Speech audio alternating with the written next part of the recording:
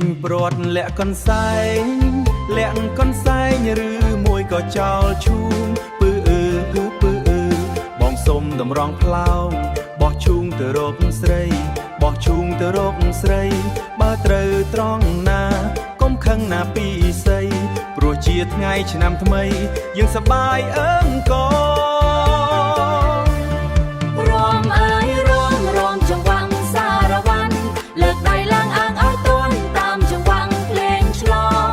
បោះជំហានទៅមុខញញឹមចង្វាក់ភ្លេងឆ្លងបោះជំហានទៅមុខញញឹមដាក់គ្នាម្ដងសូមឲ្យស្នេហ៍អូននឹងបងផ្អែមល្ហែមដូចទឹកខ្មុំហូ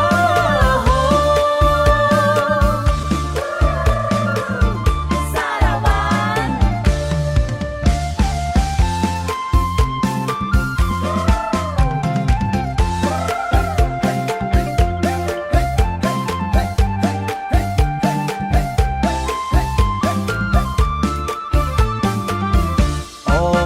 ឆ្នាំចាស់